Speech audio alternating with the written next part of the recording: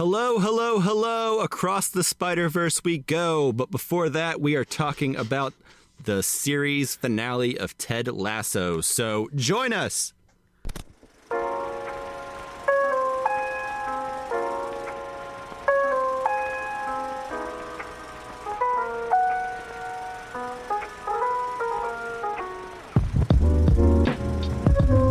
Let's do this one more time. Hello and welcome to the Casual Cinecast. My name is Chris. It's powered by Cinelinx, and with me, as always, is Mike. That was way out of order. How are you doing today, Mike? I'm doing well. How are you? I'm doing all right. Also with us is Justin. Sir, how are you doing today? I'm doing well, and I think this is my week to edit, so I'm doing less well knowing I have to go in and rearrange your words to make them make sense. Well, we have to do it every week. Everything I say is way out of order, and then we have to go in and re-edit it, re-put the words into the right order. You have verbal dyslexia. That's right. Words just come out in whatever order. That's true. Yeah. It's really weird. He's getting ready for Oppenheimer, a new Chris Nolan movie, so he's got to get into that's why I like Memento so much. I like to talk backwards. That movie just makes sense to you. You just I'm like, this is great. This all makes sense. This is how you view the world. All right. If this is your first time listening, normally we like to start off every episode in a section called News on the March, where we will talk about the film and TV news, or more specifically and accurately, just the movies and TV that we have been watching and also happen to want to talk about here. Then we move into our feature review. And as mentioned at the top of the show, this week we're discussing Spider-Man Across the Spider-Verse. Yeah, and when we're not swinging around on a web, one of the things we like to do here on Casual Cinecast is a Casually Criterion episode. We do those about every other week, and how we do those is we each pick a movie after we've picked a theme, and the movie is based on that theme, and then we put it out onto Twitter, and we let you, the people, decide. Much like Spider-Man, we are a superhero or a podcast of the people. So we let you guys decide what we're going to do out of those three. So we just recently had a poll, and yeah, it was based on, it was based on Cannes Film Festivals, wasn't it? Yes. Cannes winners. Winners, specifically. Yeah. And so what won, Justin? Oh, curveball. Oh, I guess it does say Mike. Mike, what won? It does. Yeah. All right. So in first place was the film that Chris chose with La Dolce Vita with 48%, followed by The Piano, chosen by me with 30%, and then Triangle of Sadness, chosen by Justin with 22%. Yep. Sad. Yeah. I didn't even come close. I think it's like the 8th week in a row that I've come dead last by a huge margin. Yeah. This is the Triangle of Sadness for you. It is, if triangles had 8 sides. Yeah. Octangle. Octagram. Anyone? I don't know. It's been a long time since I had geometry. Anyways, as Chris said, we choose our criterion films by putting them out to polls for the listeners to vote on. So follow us on Twitter at Casual Cinecast. That's where we post the poll. It's the only place we post the poll. So that is the best place to follow us. You can... Is that funny? Yes, sorry. Okay, good. I don't think it's funny. I don't think so either. I'm not laughing. But I'm glad that someone does. Anyways, you can send us messages or questions to our Twitter account. You can also email us at casualcinemedia@gmail.com. Then, of course, if you haven't done so already, go rate us, give us a good review on whatever platform you listen to us on. Please and thank you. Okay, and with that, news on the march? March on. Okay. All right, here we go. News on the march!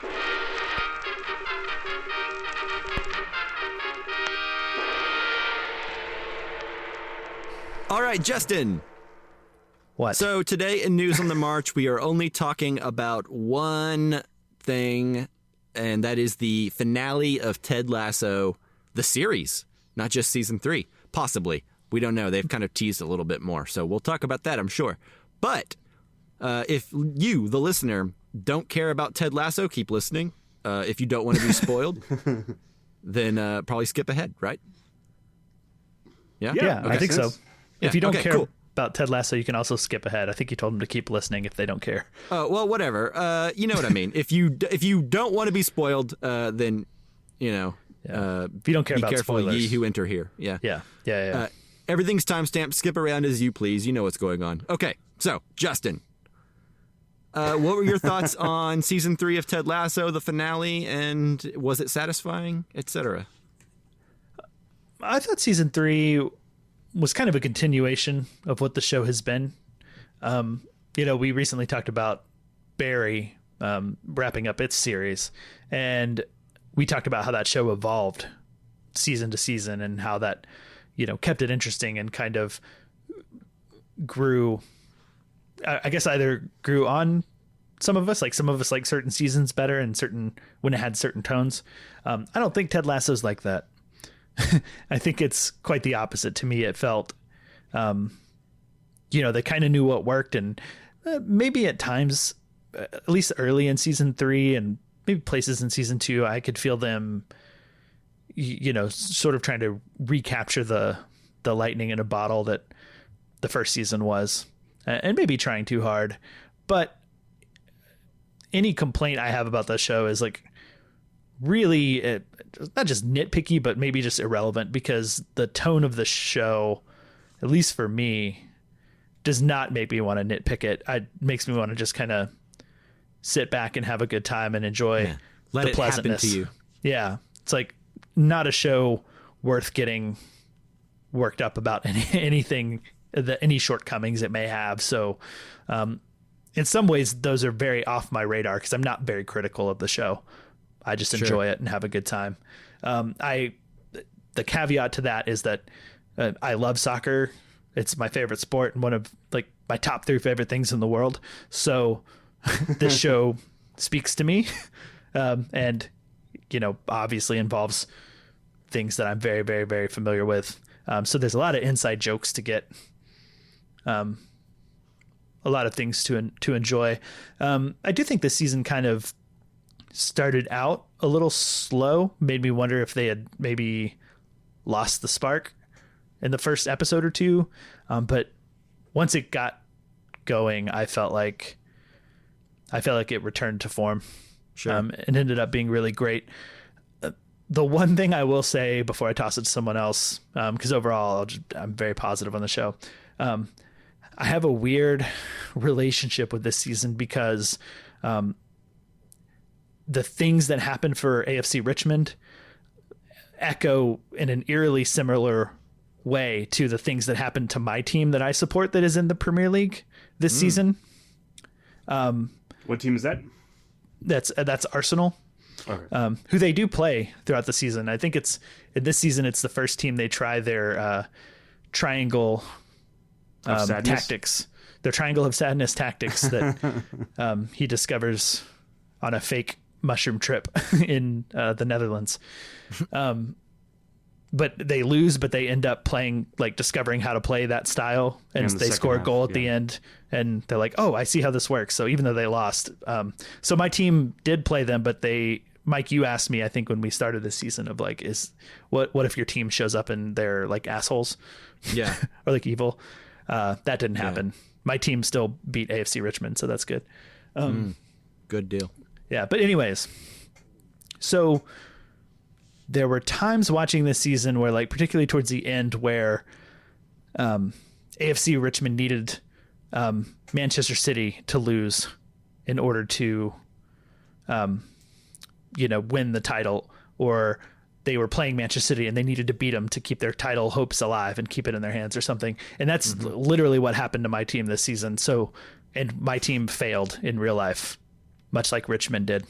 And so it was very bittersweet. It was like the one time this show has made me not feel good watching it and reliving it. So the last like 2 to 3 episodes, like,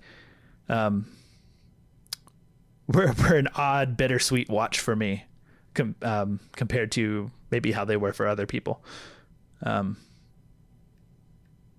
So yeah, that's my caveat. If I sound more bittersweet about the ending than others. But yeah, I'll leave it there and toss to Chris. What do you think? Yeah, I think you're right. I think when we talked about this, I think we'd watched like 2 or 3 episodes when it first came out, and we were going over it here. And I think one of the caveats I kind of had was it still needed to retain that, like, Ted Lasso needed to be that bittersweet. It needed to have that sadness to it, as well as the happiness and like the feel goodness, in order to make it kind of feel complete. I felt like in the second half we kind of lost a little bit of that. The first season was so great because it, like the shows were like a half hour. I think it was a mistake. The episodes, especially towards the end, felt a little overstuffed, and sometimes there's like storylines that I wasn't 100% interested in, maybe, or they just didn't work for me. But that being said, I think you're right, Justin. Like, those are all nitpicks, and I think ultimately, like, I recognize what Ted Lasso is trying to put out in the world, or at least in my perception, they're trying to put good out in the world. So it's hard for me to be, super negative on it, even if it didn't 100% work for me. All the time, especially at the end. I think I needed a little bit more of that bittersweetness as we moved towards the end. And then it just, maybe because they couldn't lose, I don't know. Anyways, I thought there was also some really good side plots. There was like an episode with Colin Hughes where he comes out to his team, and I thought that was a really good episode, or that was a good arc, because it was like 2 or 3 episodes. He talks to Trent Krim about it and stuff like that, and I thought that was an interesting arc. I like the Sam. How do you pronounce Obafanya? Obafanya, yeah. Obafanya? Yeah. I like there was one where he kind of gets into a Twitter war with some politician, and they like trash his place.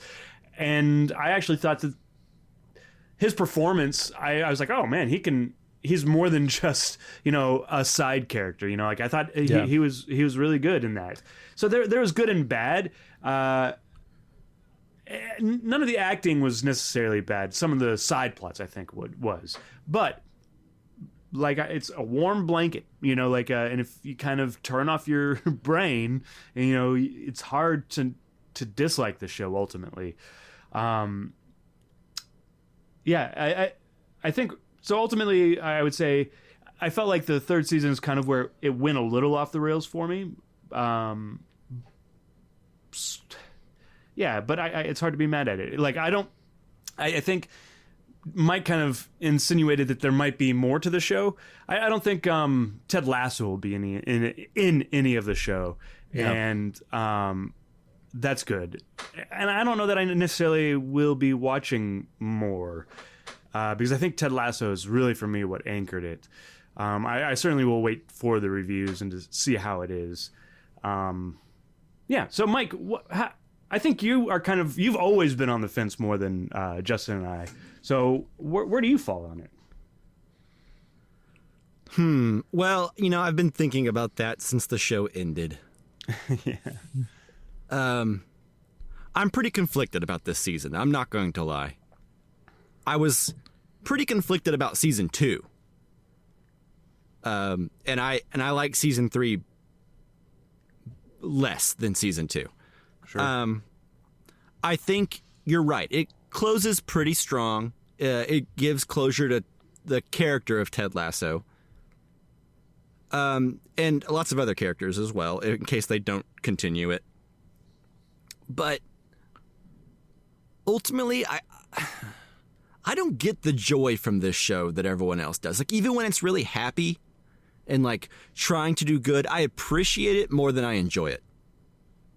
If that makes sense. Like, the world is a pretty horrible, ugly, awful, terrible hellscape that we're all living through, right? So I understand the urge to want to like a show like this. Mm-hmm. But there are just certain arcs and things and just like little quirks that this show does that just simply do not work for me. Like, every time there's a plot line with the team, everyone who's not Roy, Jamie, Ted, or like, one of the main B characters, the team all seems to operate under like one hive mind. Well, they have to. That's what total football is. I know. I get it. Yeah. But like, that is like weird. Everyone's always making references to characters that I don't believe these people would know in real life. Like there's a character that references Paul Newman early in this season. Yeah. And it's like, I don't believe that this person would even know who Paul Newman was. Yeah. Just like everyone's just a little too cutesy. But that's fine. That's what the show is. But there are certain things that just, I don't think ever worked for me throughout the show. Like the entire character of Coach Beard. I hate that character. I straight up hate him. Everything he does doesn't land for me. I've never laughed at him. I've never found him charming or funny. He's just annoying and goofy, and he screams a lot, and I don't know. He's just too much. Just too much. But then you'll have something like Ted Lasso, the character, played greatly by like Jason Sudeikis, who I think is just wonderful in this show. Or the character of Rebecca, played by the actress whose name escapes me from Game of Thrones. Hannah Waddingham? Yes. Wonderful, right? I think she's great. But then for every one of those, you'll have, or like a Roy Kent, who's great. But then for every one of those, you'll have a Coach Beard or a Juno Temple character whose name escapes me. Kaylee, yeah. Keeley. Or a Nate, who just like everything they do rubs me the wrong way. Even when we're supposed to laugh at them or find them charming or endearing, I just simply don't. And I wish I did. And it's not something I take joy in having that complaint about, right? I want to like this show. I want to be on board and feel the wholesomeness like everyone else does. And sometimes I do. But I think, like Chris said, the show is at its best when there's a little bit of bittersweetness to it. Sure. Like, I think it was better when Ted Lasso's marriage wasn't working out and he was sad about it. Before he got healthy mentally. Right. Sure. Yeah, and I think whenever that is missing, which I felt was missing from a majority of this season, I feel like what kept me grounded and able to tolerate the overwhelming wholesomeness isn't there as much.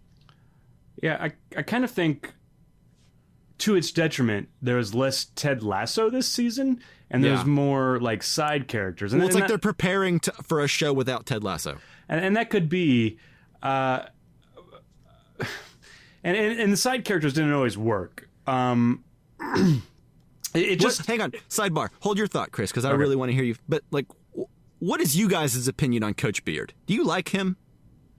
Do you like this performance that this guy's doing?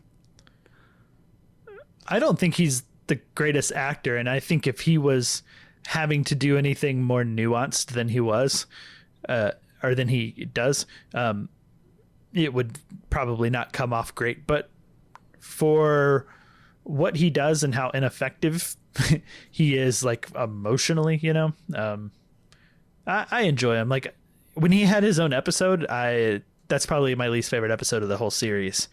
Oh yeah, in season 2. Yeah, when he had his own hours. His own after hours special episode. After hours.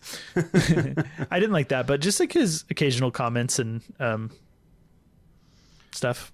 Well, like I enjoyed him like not wanting Nate to come back and then like showing up outside of his door. Yeah, and talking and giving his reasons, which I found somewhat touching. Yeah, he did drop a joke about pegging, which surprised me for this show. Pegging is a lot like marriage. Yeah. Anyways, Chris. I think the problem is I like Coach Beard at the beginning, and as we start to expand them, they were characters that weren't necessarily meant to be expanded, or when they do expand them, they're not done as well as the original characters. I think, like Mike, your complaints. And the people you liked were the most well-written, rounded characters. Like right. They never got over the top. Yeah. Yeah.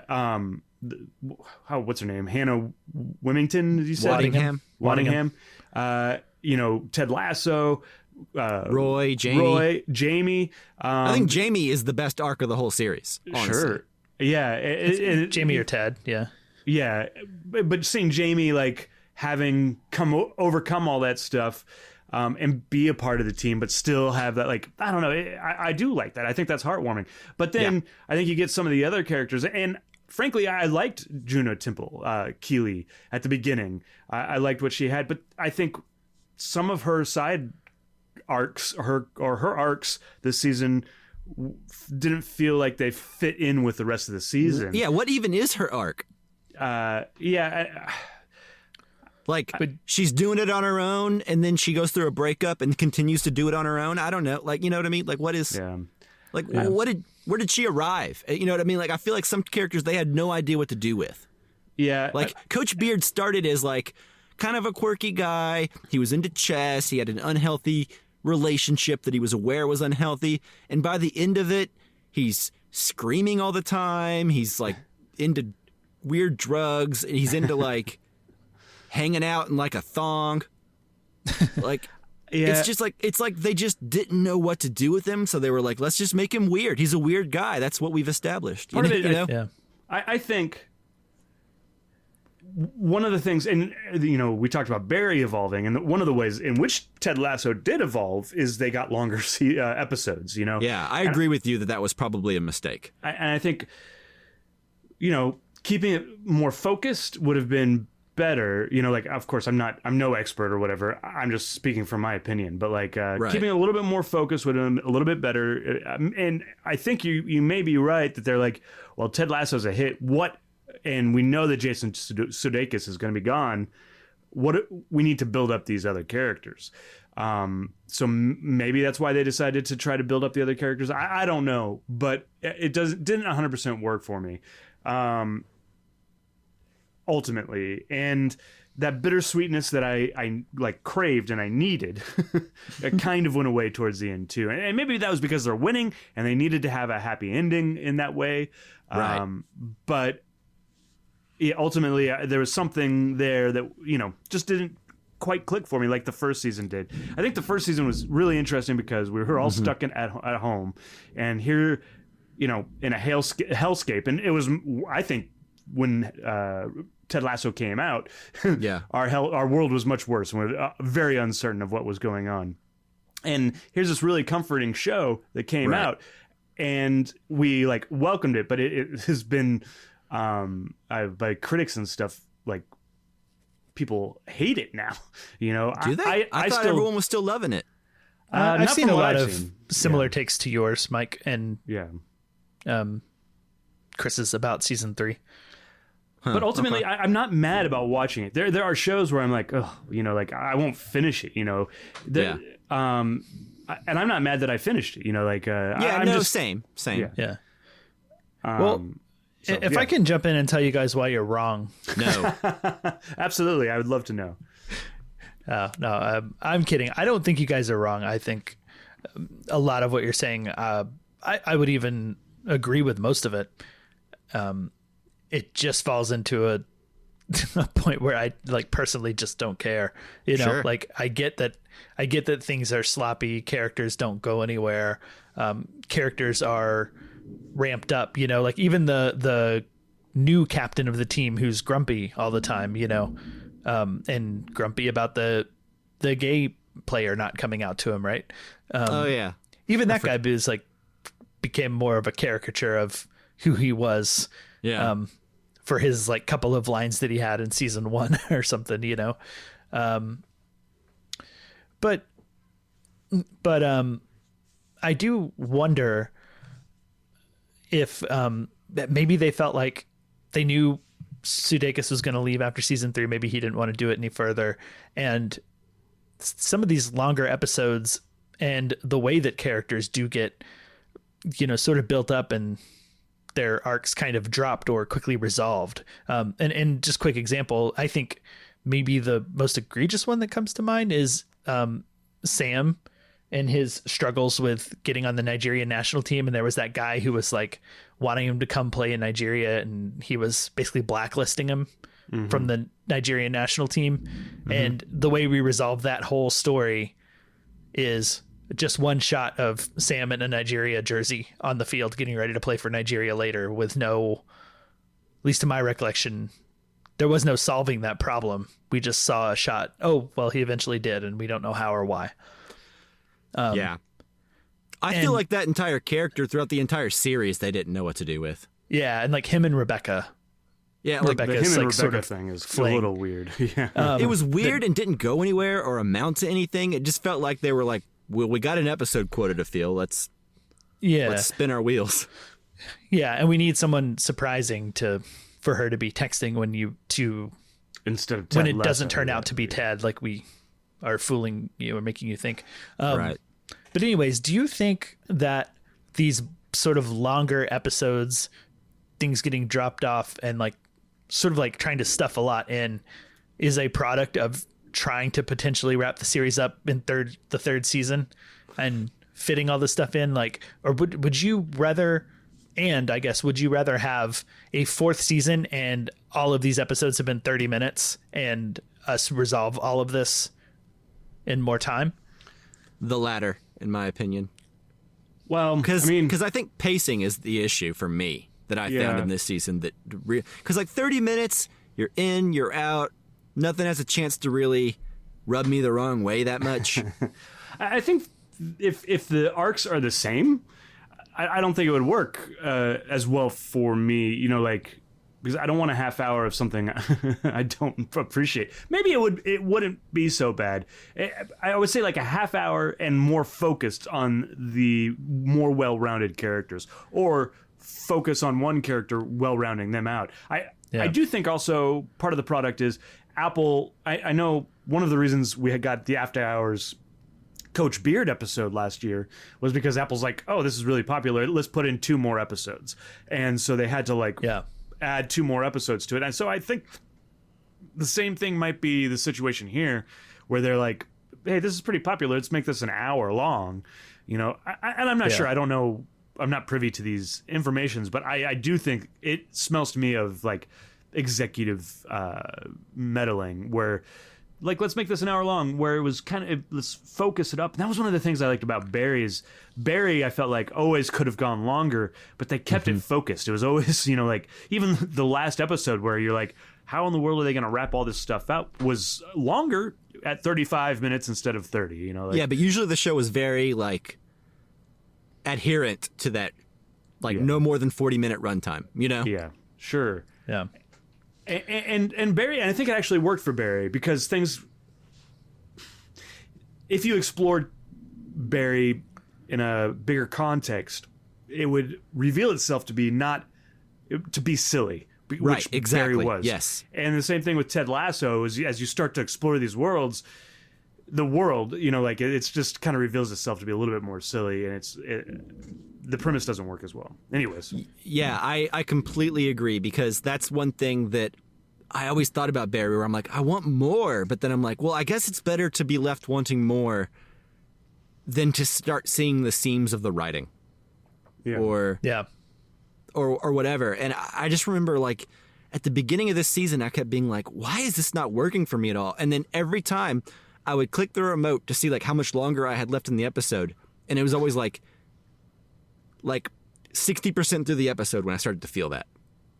Sure. 60% through like an hour-long episode, and I was like, wait, when did these get to be an hour? I thought this was like a 30-minute show, and then I went back and looked, and it was a 30-minute show, and I was like, so yeah, I think you're right, which is, it's like, yeah, I understand the urge to want to fill it out because it's a hit, and you want to wrap it up in 3 seasons, but that discipline that comes with like a maximum runtime, I think, is good. And that there's a reason that most shows do that, you know?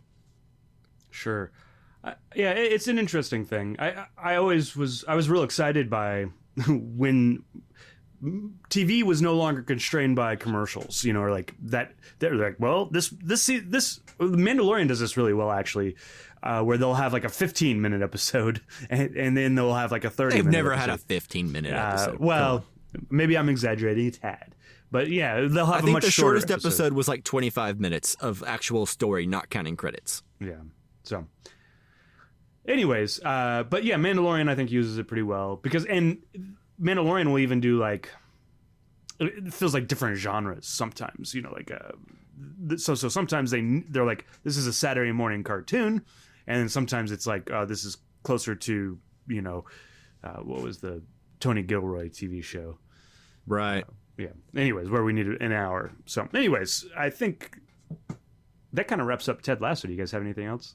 It's actually one thing before we go, Mike, I wanted to ask you, because when we talked about the beginning of season 3, when it was like 2 episodes in on News on the March, I remember you saying something to the effect of, you hope they win or hope they find success by the end of this season, because you didn't want it to all feel like it was for nothing, So I wanted to just ask on that note, how satisfied were you with season 3 or the series ending?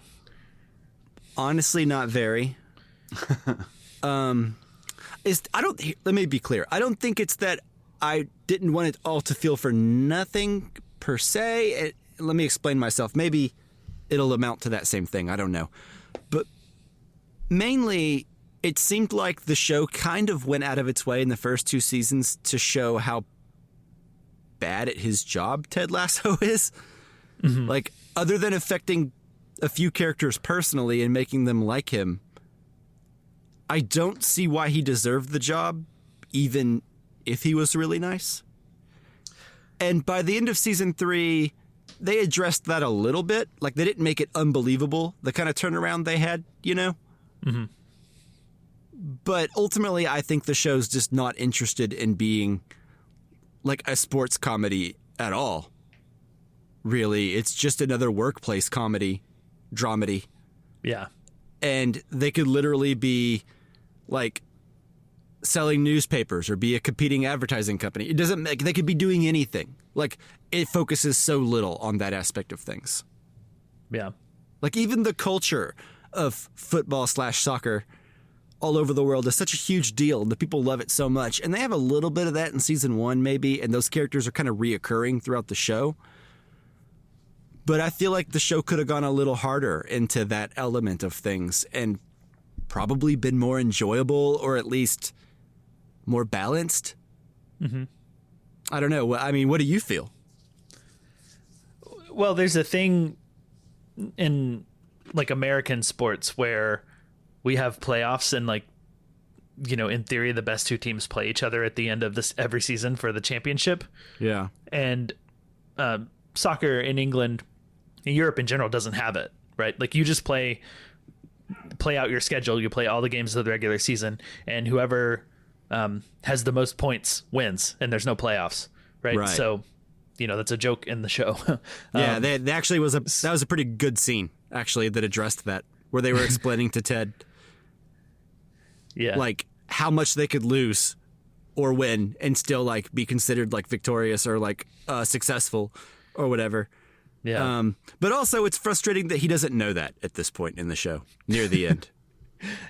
Yeah, that might be overthinking it, but is it though? I mean, he's a soccer. That's what he's a football coach. That's what he's there to do. And throughout the entire show, he seems clueless. Like, he doesn't learn anything after the first season. I don't know.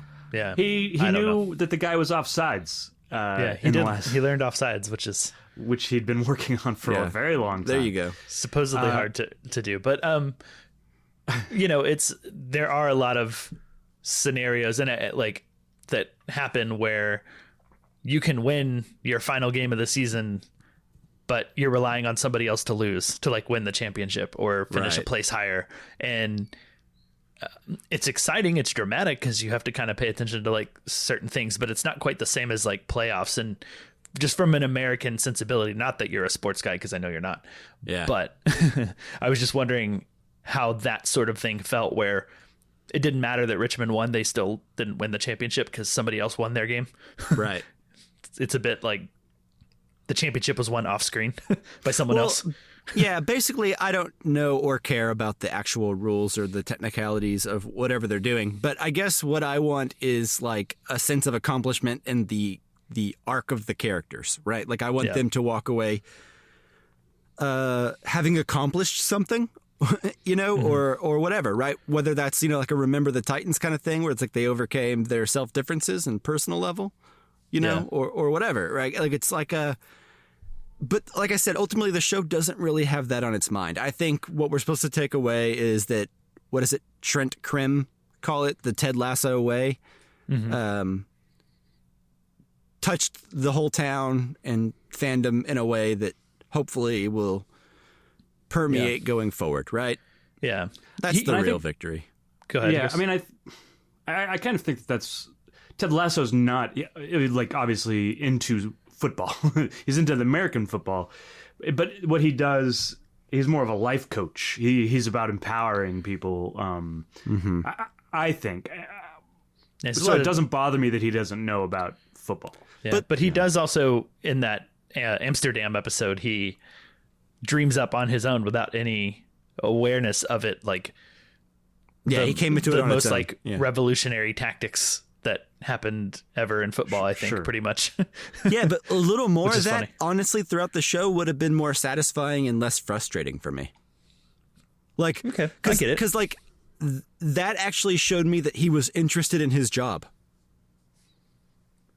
Whereas, like, otherwise, he seems like a people person who kind of sucks at his job and, like, doesn't take a particular interest in it. You know, I don't know.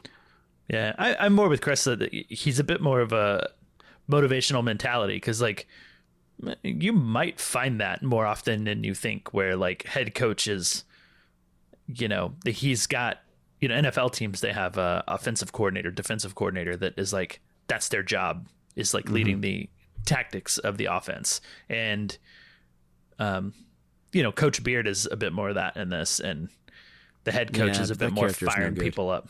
That's what Nate was so good at, you know, like he had the it's about the tactics, team. Everybody has their strengths, and Ted's is the mentality, right? So that's why Total Football worked as a strategy, because it was about working together as a team. If I understand Total Football no, that's correctly. that whole part of it was a good part of the season. More of that would have been good. yeah, I agree. Like, okay. Yeah. So I don't know. I mean, like that wasn't a make or break it for me for this. There's plenty of things that I would put as like a detriment to the show above that. Yeah. That was just something that like they kind of addressed through season 3 a little bit, but I would have liked it sprinkled a little bit more throughout, because, or maybe like one more season to balance it out, even though I don't really want one more season. But one more season of everything that happened in this season spread out. Yeah, exactly. I think that would have benefited the show. I felt that pretty much the back half of this season, like the entire back half. I was feeling like we were flying, and I was like, I don't know if the show's ready to end. Maybe we have to go through things too fast. Exactly. Like certain things could have been fleshed out, or they should have ended at one season. One more season or 2 less seasons, either one. Yeah, fair enough. That feels like a great place to end the conversation. Sure.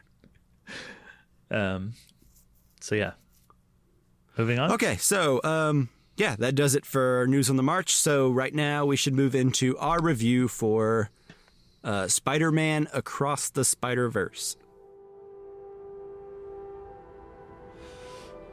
I can hear you being quiet, Mom. I hope I didn't ice your game, man. No one my age says those words in that order. It's just hard to see my little man not being my little boy all the time. Yeah. You know, for years I've been taking care of this little boy.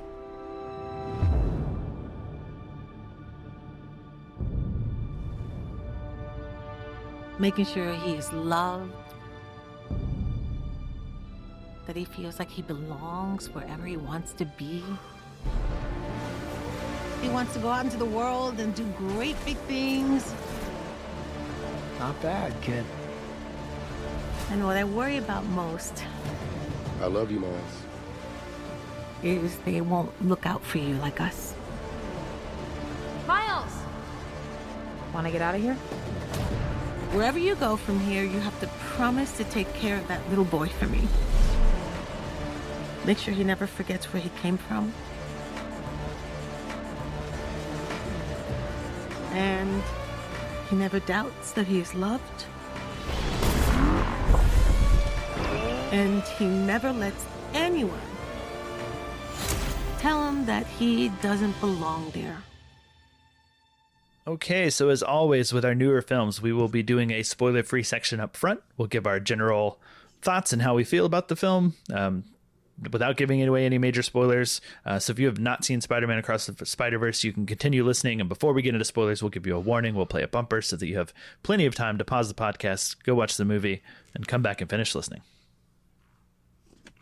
All right, so Spider-Man Across the Spider-Verse. Forgive me, my show notes are not loading.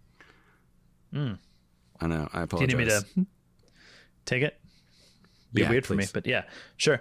So it was directed by Joaquim Dos Santos, Kemp Powers, and Justin K. Thompson, and it stars Shemek Moore, Haley Steinfeld, Brian Tyree Henry, Oscar Isaac, and Jason Schwartzman. The IMDb synopsis says, Miles Morales catapults across the multiverse, where he encounters a team of spider people charged with protecting its very existence. When the heroes clash on how to handle a new threat, Miles must redefine what it means to be a hero. Man, that's really weird that Jason Schwartzman was in this. I guess I didn't spot him during the movie. Wow. Maybe you should have opened your eyes and watched the movie. Yeah. Were you not paying attention? Yeah, I don't understand. Yeah. Because his character's name is Spot. Oh. Spot's a dog's name. Did you What a think dumb of that when character. you were watching it? I just thought of it right now. Nice. This is the kind of stuff you get live. You don't say. Yeah. Cool. Cool. So, Justin, I know you just got done giving us that wonderful intro when my show notes wouldn't load, but I don't think I'm going out on a limb. Chris, correct me if I'm wrong. I do believe that you were probably the biggest fan of Into the Spider-Verse when it came out. Yeah. I've heard you cite your love for it multiple times. Mm-hmm. I'm not hearing any protests from Chris, so I'll assume that's we can keep going. Yeah, go for it. I like it a lot. I don't know, but Justin is absolutely should go tell us what he thinks. Yeah. So were you looking forward to this? What was your relationship with the whole thing, and did you like it? Yes, I was looking forward to it. I believe I had it on my most anticipated list on that episode we did way back at the beginning of the year. Mm-hmm.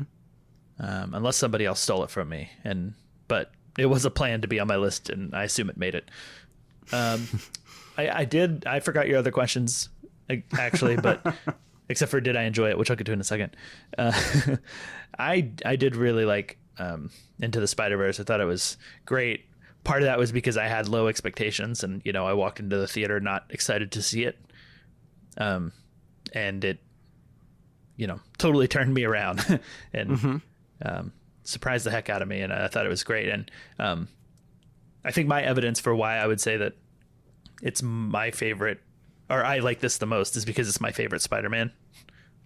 Like, sure, of all the Spider-Man movies. And I think you guys had different ones, maybe, I don't know.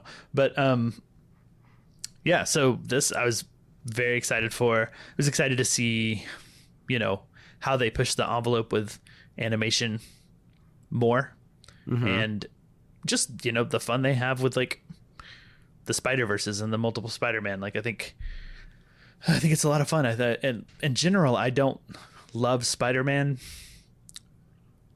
I think I just get uninterested in Spider-Man as like a hero. I've always kind of been drawn to the Peter Parker story, like the human side of the Spider-Man movies, and then once it gets to the action, it kind of loses me. And I think the animation in this like makes the action sequences way more interesting. You can do stuff that seems cheesy in live action and doesn't works better in animation. Plus, you're throwing, at least in the original one, I think there were like 5 or 6 Spider-Men and women fighting at all times. So you just had a lot going on. And this one, you have way more than that. And yeah, and this one, I thought it was really great. I would say it's just as good as the first one, in my opinion. I don't think it's a spoiler to say that it's going to be a trilogy. There's going to be a second part, right? Yeah, I think if you watch the movie, you are very aware of that at this point. Sure. Yeah. So, but I knew going in that it was going to be, part 1 of 2, basically. Yeah, I told you at the end of last episode. Yeah. See, it's on record. But I think it's like, does it stand on its own? Maybe not as well, but as well as like the first one. But it's like a very good like middle of a trilogy movie. Sure. Does Empire Strikes Back rest on its own? Not really. Yeah. But kind of. But anyways, yeah, I think this looks great. I think it's fun. I just love the world. I love playing with multiverse. Like, I haven't been worn out on that yet.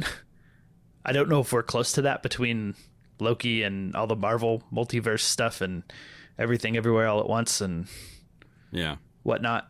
Maybe we're close, but it's still working for me. I still have a lot of fun just crossing through different parallel universes and stuff. I think it's wonderful. And I think this one also retains some of the heart that the first one had. That is one of the things that surprised me. I don't know that I got as choked up in this one as I did at moments in the first one. Like the first one, brought full on tears, not like sobbing, but just full tears came out. And this one didn't quite get that close, but it had a lot of touching and moving stuff. So yeah, I guess that's it. I'll toss it to Chris. Yeah, man, I like the first one a lot too. I think that there is, I think, I don't know what I said if we ever said this, but I think that might be the best Spider-Man movie as well. But moving into this one, what I'll say is, man, this movie is jam-packed full of all sorts of stuff. I'm glad you mentioned Everything Everywhere All at Once already, because it reminded me a lot of that, or like even like something like Babylon, like where it's just, we're just going to throw everything in here. I think this movie works better than Babylon. Like there's a cohesiveness to it, that is more so than something like Babylon, but it is just jam-packed full of stuff. And then there are moments where it's just like you have to look at every corner of the screen to see what's happening, to catch all the Easter eggs and everything like that. And then there's moments where they slow down, like at the very beginning. That's just, you could put the movie on mute and just watch the movie because it's beautiful. So this movie works on so many different levels. It's really weird to be so excited and think that there's so much to be coming from like a mainstream media, property. But I think that there's a lot going on here that is really great. Just like the first one. I think the first one, is like kind of, revolutionized animation, or like changed, maybe somewhat like Toy Story, how you can do animation, it's CG, and there's a cross in Spider-Man Into the Universe. It's like a cross between CG and hand-drawn and all sorts of stuff. And I think this ups the ante to that, making it even more so. I can't wait to dive into spoilers, but I think if you're listening to this and you haven't seen it yet, do yourself a favor. Go see this in the theater. That's really the way to do it. I think this movie's art. Cinema, like Martin Scorsese would say, because it's more than just a superhero film. It's, I don't know, it just kind of hits all the right notes for me. Anyways, Mike, what did you think? So I really liked Into the Spider-Verse as well, and I thought this movie was pretty much like neck and neck with it. It kind of sucks that it's like a cliffhanger ending. I don't know if that's a spoiler to say, but I don't think so since we said it was part 1 earlier. Yeah. But yeah, I mean, I really liked it, and I'm confident that the third one will at least be good, if not just the same. You know, it's like I never doubted for a second that this one would be good. You know, personally, I still think Spider-Man 2 is like one of the best superhero movies in my opinion. So, although I liked the Spider-Verse movies, I'm always going to be partial to Spider-Man 2. I think because of the time and place, and you know, it came first and all that stuff. And I will say, in those movies' defense, Justin, it's Sam Raimi. The action is supposed to be cheesy. Yeah, I mean, it's not necessarily... Name a Sam Raimi movie where the action isn't cheesy. Yeah. I mean, that's fair. I might appreciate it having a bit more Sam Raimi under my belt than I did when I first saw the Spider-Man trilogy. Maybe more, maybe less. Who knows? But I just wanted to go out on a limb and say that those movies are very self-aware of what they are, like every Sam Raimi movie is. But back to Across the Spider-Verse. Yeah, the cast here is great. I think what I love so much about these movies is how, more so than I think any Spider-Man movie or any superhero movie that I can think of, the side characters really matter. Like, you care so much about Miles' dad. Sure. Mm-hmm. You know what I mean? They put so much screen time and effort, and the actor is so good at just like painting this man as a guy just doing his best, you know? And I feel like a lot of times we focus so much on the heroes and the villains in Spider-Man movies or superhero movies in general that the loved ones and like side characters like that don't always get a time to shine the way they should. And that's something I appreciate about both of these movies. Every character has like a little kind of thing going on, an arc. There's a heart to it. I love how Gwen gets a much bigger part, and she kind of gets, I don't want to say the lead in this, but it feels a little more even, I guess, and making Miles not the only main character, you know? She definitely gets a special arc. Yeah, and it feels good, and I like it. And anyway, a lot of heart. The animation style definitely pushed forward. I don't know if it hit as hard as the first one did because, you know, the first one's been out and it came first, but they do more with the animation in this one, even if it doesn't maybe feel as like revolutionary It's not as its predecessor. surprising. Yeah, we're somewhat adjusted. I will say that I really appreciated what they did trying to, I'll keep this vague, loosely connect it to other multiverse stuff that's going on in imagery and in footage. But some stuff about that I kind of didn't like. So I can talk a little bit more about specifically in spoilers. But yeah, overall, I think it's great. And I don't think it's spoilery, but just for anyone like me and you, Mike, I think we talked about how we had to Google. It's the first superhero movie I can think of in a while that just didn't bother with end credits sequences. Oh, yeah. Yeah. I definitely Googled that sitting in. So yeah, I even had to check 3 separate websites because I didn't believe it the first two how times. could this be? There's a second movie coming out. They're not going to tease that? Yeah. Yeah. So if you're listening to this, don't bother. Or like sit through the first part of the credits or all the credits, really, because like that's a nice thing to do. And these look pretty good. Sure. A lot of people worked hard. Yeah. But you don't have to if you choose not to. You're not going to miss anything narrative. Yeah. I will say the crowd that I saw this movie with was very enthusiastic as well. So that was fun. Yeah. Yeah. I had to move because the people behind me kept talking. And they were, I think, like one of them, it was like a guy and a girl. And I believe the guy was enthusiastically pointing out references and explaining them to the girl. So like it wasn't terrible. It's not like they were just talking about where they were going to go eat after, you know, or anything like that. But so I did move and that kind of solved that problem. But there was a really climactic part, like in like the third act of the movie or maybe like the end of the second act, where like it's really, really chaotic, and then something happens and it goes real quiet immediately after. And I'm being vague, but when it got quiet, as soon as like it climaxed and then it got quiet, some kid, probably like 7, just goes, "What?" real loud in the theater. And it made everybody laugh, and that was really funny to me. Yeah, genuine responses like that are special.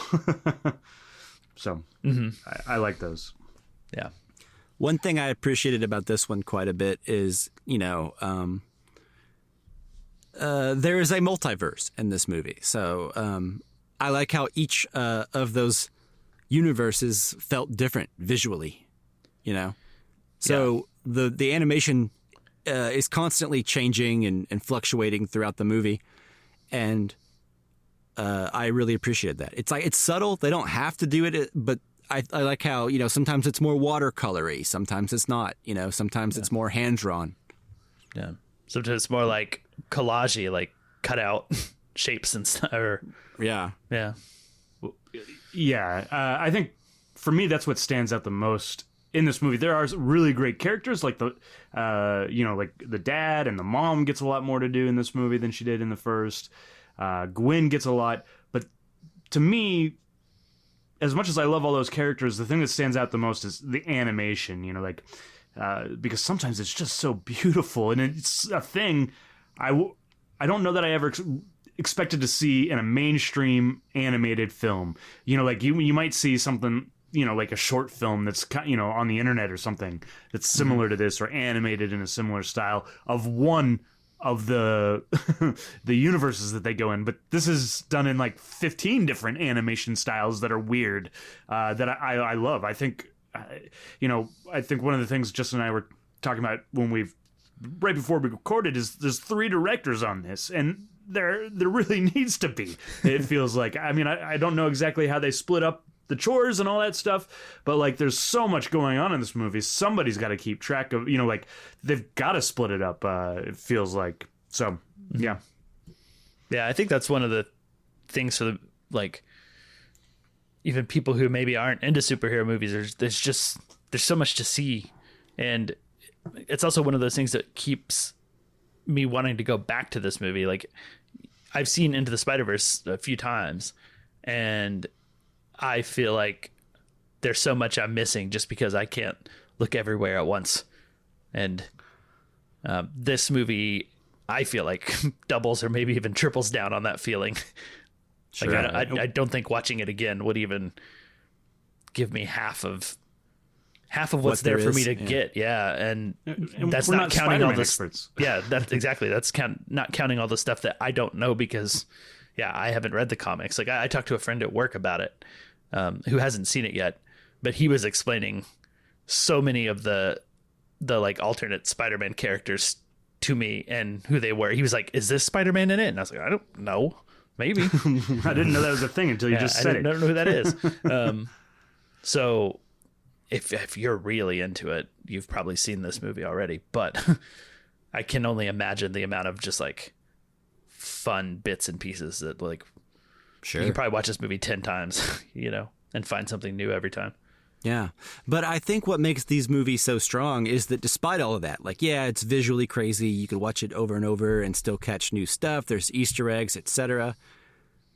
If you don't know any of that, it doesn't really matter. Even if you don't even if you're not even aware that the animation is like pushing the envelope and is cool and refreshing compared to what we've seen over the past 20 years or whatever.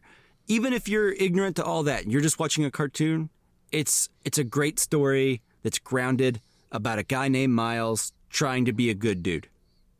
Yeah. You know what I mean? And care about his loved ones and balance his personal life with his family life. And it's got a heart and it keeps it personal. Just like, all the best superhero movies. I don't know why this is so hard for studios to quite grasp, but like, what are the commonly regarded as like the best superhero movies, right? Like Dark Knight, Spider-Man 2, Into the Spider-Verse, probably Across the Spider-Verse now, Iron Man. Mm-hmm. Like, what do those movies all have in common? They're all extremely personal. Right. You know what I mean? Like there's an arc with like the main character that you can follow from beginning to end, and it's harrowing, right? And I feel like the bigger and crazier these movies get, and the less you focus on that, the more it starts to become cookie cutter. You know what I mean? Yeah. And I feel like this movie kind of rises to the top of that pile of movies that don't forget to keep it personal. Yeah. So like sometimes having to save one person can mean a lot more than having to save the world and all of humanity. Right. And even more importantly than saving people, it's overcoming some sort of conflict within your own heart, you know? Mm-hmm. Yeah. Feeling lonely.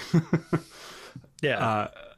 I do think one person means a lot more if we care about that one person. But if we don't care about the world, you know, like it's hard to care about the world. It's such an abstract thing. What is it in this movie that I always kind of bash, but it actually has like a pretty good scene, which I'm going to paraphrase now. I think there's a scene in Interstellar where Matt Damon's character kind of explains to them, it's like, we don't really care about saving the world. We're not wired that way. We care about saving people that we know and love. Mm-hmm. But we don't really ultimately care about the greater good or the world, or you know what I mean? Like he says something to that effect in that movie, right? And I think that's true to an extent. It's like the world is nobody. Yeah. Right. It's everybody and nobody. But like saving a friend or a parent or a loved one or whatever, that is so much more impactful, in my opinion. Yeah. And I'm with you about this movie. And other successful movies focusing in. Yeah. Well, this movie, yeah, and I want to get into spoilers, but it takes its time. You know, like there are, you know, it moves fast, but then there's like moments with Gwen Stacy and with his parents where it just kind of, you know, it's not slows afraid down to a bit. chill out for 5 minutes. Yeah. And those are the important parts, you know, like how many different Spider-Men there are in this movie is fun and it's great, but we move past those things so quickly. You know, we either catch it or we don't, and it's fun if we do. If we don't, that's fine because we've moved on to the next thing very quickly. But give me another scene with Miles and his mom. Yeah, or the like, dad, yeah, or like Miles's parents talking to a counselor. Yeah. Stuff like that. You know, that's what really makes you care. Agreed. Cool. Anything else? Yeah, no, I think we should get into spoilers. Okay. Sounds good. Let's go to spoilers. No, I guess Rosebud is just a piece in a jigsaw puzzle. Any more cigarettes you got up there? I'll tell you all about it. Things are going to start happening to me now. And here we go. All right. Yeah. Oh, good. No. Proceed, sir. All right. So, what we have is Jason Schwartzman as the Spot, which I also think is really well done.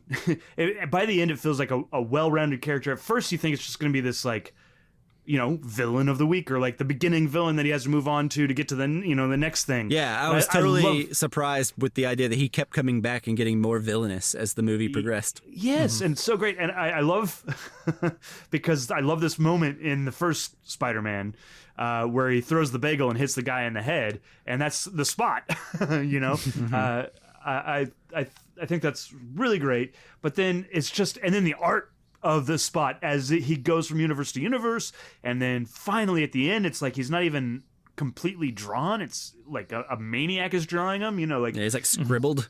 Yeah, it's so well done. I like the Oscar Isaac character, but I think I like the Spot and his arc a little bit more, and I'm interested in seeing what happens next episode. Well, I think Oscar Isaac's character, Miguel, whatever his name was, Spider-Man, I think 2099, I don't know. I'm remembering the name of the suit from the PlayStation 4 game.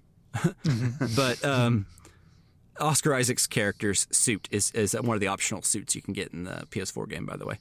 But in my opinion, that character, whose name I'm pretty sure is Miguel. Yeah, Miguel O'Hara. Yeah, there you go. I don't think that he's going to be like a villain in the third one. I think he'll be one of those like antagonist people that is not ultimately bad, but that's just me. I may be wrong. Sure. He's still a Spider-Man after all. Yeah, there's room for him to get there. I'm with you. Like, he didn't do anything unforgivable in this movie. Yeah. No. He just tried to boss the other Spider-Man around. Yeah. It's like, from Miles' perspective, it's Right. not great for Miles. Yeah. And that's about it. And other people feel bad Miles for is trying to get out of his own canon event.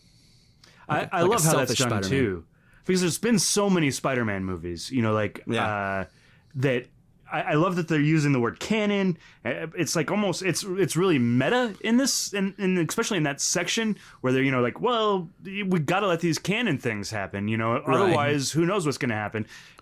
And us as fans, we know what's canon, and it's all like, I don't know. I like how really like smart. it's not officially a part of the MCU, but like it's constructed and crafted in such a way to where it does work seamlessly in the MCU, and also kind of ties in the Venom movies that are sure adjacent to the MCU. But we get the sacred timeline from Loki like visualized almost exactly in this movie when Miguel is showing them the timeline. Oh, I didn't catch that. Yeah, it looks the exact same as it does in Loki. Like the visual representation of it, we get Donald Glover, which I thought was maybe a bit too much as the live action Prowler since he was in Spider-Man: Homecoming as Miles' uncle. And those are the parts where like maybe I would think, okay, now they're trying to tie it in too much, but it all makes it feel part of a whole, though. It makes it feel like it. Like if that's important to you, that it matters, Yeah. And we move on so quickly that it doesn't matter if you don't like it. Does it make sense? Right. Because we've moved on to something new, I like that. But what you were saying earlier with like the canon events, that reminds me of, do you remember the animated Marvel What If show, that Doctor Strange episode? Oh yeah. That where there was like, I don't think they used the word canon event because that's not their term for it, but it's essentially the same thing. It's an event that has to happen no matter what you do. Yeah. Did you ever watch that, Justin? I did not, but I've been told it's worthwhile. And maybe I'll get to it at some point. Yeah, it's good. That episode specifically. Yeah, that's the only episode that I remember as fondly as that. Cool. I'll keep it in mind. But yeah, when it said canon too, it took me a minute to realize which canon they meant, because I was like, someone's gonna fire something at them, like, and then I waited for that, and it never happened, and then I put it together. No one shot a cannon. Like 10 seconds later. No, I never registered it that way at all, just because I don't know. I spend so much time thinking about like Star Wars canon or whatever, so it's like that word just means mostly that to me now. Last year, you and I have been talking so much about canon and whatnot with Star Wars, like. Can you imagine if I'd seen this movie 2 years ago? It would have taken me a minute to realize what canon meant. We'd have to explain it to you on the podcast. Yeah. Well, it makes you wonder if there are any people who watch this movie who that was like, what? Canon? But the word canon's been around since like the Bible, the canonical Bible, right? So sure, it's like it's not even just like a nerd thing. It's like a no. What if they're still waiting for the canon to go off, and they're like, well, I guess it's a cliffhanger. It'll go off in the next movie. That's what they waited around for the post-credit scenes. Yeah, when's this canon event going to happen? I do think if you don't know what the word is, the movie explains it. It does, well enough. Yeah. I will say that, okay, so if I'm going to be a little critical, I think the live action Easter eggs, like the Donald Glover and like the footage of Andrew Garfield and some of the footage of Tobey Maguire kind of lingered a bit too long.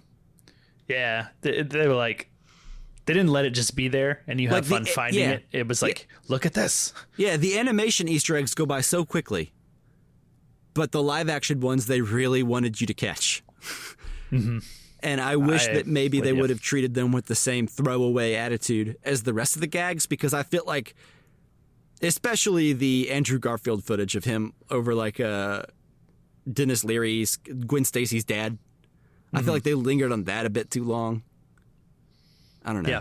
It felt weird. I'm with you. I thought it was a little bit like, look, isn't this cool? We're putting this in here, and like, let it just be cool. Don't tell me how cool it is. Yeah. I totally agree. I did like how they referenced Spider-Man No Way Home, though, where he's like, don't get me started on Doctor Strange and that little nerd from, what was it, like Earth 1999, 99 or whatever the fuck it was.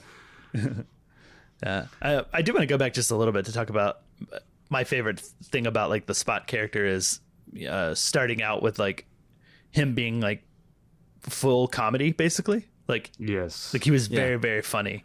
It's like a fun sequence to watch. Yeah, it's very slapsticky. Him just getting the ATM stuck and whatnot, and like to go from that to where he ends the movie is like so cool. Well, there's a he's moment terrifying. There's later. a moment where like he's like, where what does he say? Like, see you at home, Miles, or whatever, and he like disappears. Where you're just genuinely like, oh my god, get home right away. Yeah. So it is a sort of genius thing, and in movies that can often feel by the book, you know. Yeah, I mean it's an old trick, an old cinematic trick to that what they do at the end, right? Like to make you think, like when he rushes home and you think he's getting there. Oh yeah, and then Gwen goes, and Silence of the Lambs. Yeah, yes, think about exactly like Silence of the Lambs. Oh, that's such a masterful scene in Silence of the Lambs too. It works so well still. Yeah, but yeah, like whenever his uncle walks in, and you're just like, what? I mean, I caught on to it before that. Yeah, even if you know what's going on, it's done really well. I watched the first one recently too, and the uncle gets home, and so like Miles is invisible, and you know everything, all the beats of the story. You've already seen it, but it's just done so well, like the music and everything. I feel the same here. You kind of know what's going on by that point, and it's just done so well. You know he's the one that's gonna turn around, but it's. You feel excited for it to happen still. Yeah. Remind me, do we see Gwen Stacy's world in the first one? I'm trying to remember. No. I don't think we see any other worlds. Okay. Really. I couldn't remember, but I really enjoyed the design of her world. You know, she does so great. She gets the opening. Yeah, it's very watercolory. Movie, right? That's like, I think it feels like it's like 20 to 25 minutes before of like her it's open. A good chunk. Yeah. Yeah, it's like the whole intro, that whole like it kind of bookends with her. But I love the world. I love the design, and I was trying to remember if this was a manifestation of like her mood and like her relationship with her father. Yeah, it definitely changed. The background changed according to that.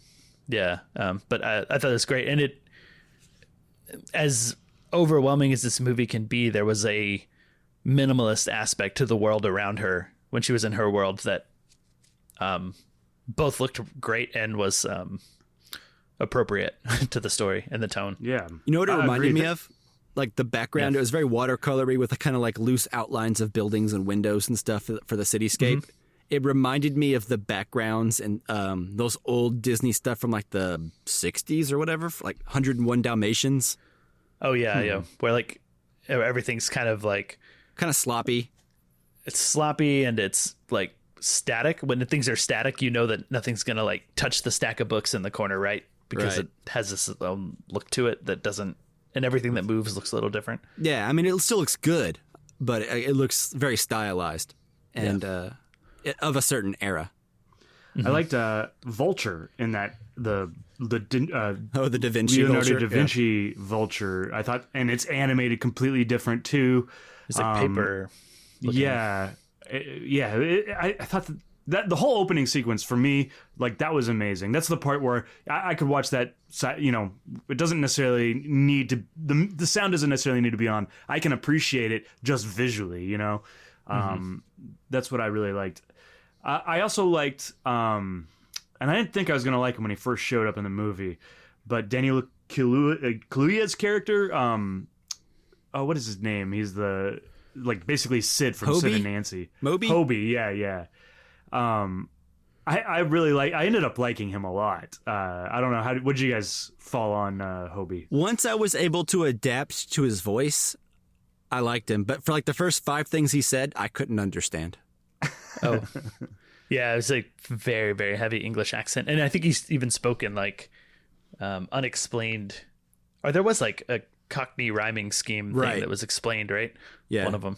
But there were some more that weren't explained, I think. I thought it was cool. I mean, I don't know. I'm just that whole Spider-Man. punk collage vibe is something his animation I got into style as was a super youth. rad. Yeah. And also, it's another suit from the Spider-Man PS4 game. One thing Did he wear a suit ever? I mean, like the mohawk with like the spider mask with the mohawk sticking out. Oh, okay. The spikes. It's an outfit. Yeah. But anyways, one thing I really liked about him is like when he's walking around and you think it's just him being kind of quirky for a while, he's always like ripping stuff off the walls or like taking stuff and putting it in his pocket or whatever. And you're like, what is he doing? And then later you realize he was building that device for Gwen Stacy. Mm-hmm. Like, but you don't know that's going to pay off. You think he's just kind of being like an anarchist or whatever and stealing stuff from like the organized Spider-Man from the man. People. Spider-Man. The Spider-Man, if you will. Yeah. I like that I think at first I thought he was going to be like a poser. He's just like, he's a punk because he thinks being a punk is cool. But like, I like that at the end, he's like, fuck these guys, you know? Yeah. Like, you go for it. You know, like I don't know. I like that sequence. I like punk Spider-Man quite a bit. Yeah. It's hard to not like that attitude. Huh? It's hard to not like that attitude, in my opinion. Yeah. Sure. Yeah, I thought that was really great.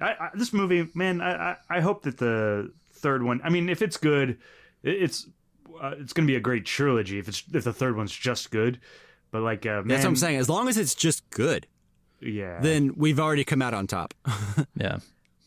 I'm curious, like, will it fall into those like best trilogy of all time? If it's on par, it'd be hard to not bring this up. Yeah, as a potential best trilogy ever. Yeah, especially for animation. Oh yeah, I mean, I don't know what else it's up against. Toy Story. Do you Despicable Me. Toy Story is no longer a trilogy. Yeah.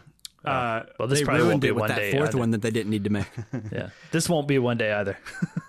That's true. Yeah, that's kind of what I wonder if there's going to be more. I kind of hope that there's just these three. Like, I think Lord and Miller have said that. I think that they want to end it at 3, but I mean, I think life we can is see long. The characters show up somewhere else, but let's just leave this as a trilogy. Yeah, I'm down, but we'll see. Indeed, we will. With successful things that people like, that doesn't happen. It did really well this last weekend too. So if they throw enough money, I'm sure we'll get another one. So yeah, but right now the writer's strike is going on, so that could affect the quality of many projects and things that are on the horizon if it doesn't wrap up the right way. I do think the third one's probably already written. We're supposed to get it like in a year, so I imagine that it's already written. I thought it was delayed. They can't write I think more. it's going to be delayed. We'll see. Yeah, we'll see. You're right. I do think that they also write on this pretty like up until the last minute. So the writer's strike could delay it. You're right. Yeah, that's the thing about animation. You can rewrite till the very end. Really, you just have to stick an actor in a booth and I have a friend that went to CinemaCon, which is just like a month or two ago, which is like the theater owners like convention that they go to, and they showed this movie and like there's big chunks of it that weren't done yet. And he was like, well, I hope they finish it because it's really great what I saw. But yeah. Interesting. That's fun. If they don't finish it, they can just make them go to a universe where the animation's not finished. Yeah. It's just all black and white. Yeah. Or like it's just pencil sketch drawing pads. Yeah. Like the episode of Looney Tunes with Daffy Duck where he goes into there, he erases gets, like, everything. Undrawn. Yeah. Be like that. Or Everything Everywhere All at Once, to just film a couple rocks sitting there for a while. Go. You can do anything with these multiverse movies. Mm-hmm. Yeah. To save a penny. Exactly. Genius. Let someone hire us. Yeah. Yeah. You're just giving these ideas out. I know. We're just putting them out in the world. Yeah. For free. Yeah. I don't know if I'm giving ideas so much as I'm just repeating ideas I've seen throughout my life and recounting them. Welcome to writing movies. Yeah. Yeah. Oh, that's fair. Cool. Anybody got anything else they want to touch on? I don't think so. I think we are pretty much just going in circles now. We all liked it. Yeah. Yeah. Go see it. Do yourself a favor. That's what I think. This is my favorite movie of the year so far, I think. Oh, yeah. So far, for sure. Yeah. Yeah. I'd have to look. I feel like there's one more that maybe is like close-ish, but maybe it's not that close now that I think about it. But I agree. So with that, are we done? I am. I am. All right. Well, thank you, listener, so much for listening. And of course, as always, thanks Jake Wagner Russell for doing our intro and outro music. If you want to hear more of his music, you can go to soundcloud.com/bobscotch. All right, stay tuned to this feed. Subscribe, like, all that stuff. Our next episode will be... have we decided what our next episode will be? It's Casually Criterion. It's La Dolce Vita. Is it a Casually Criterion? Oh, okay. I thought we were doing The Flash. What comes out? I guess nothing this week.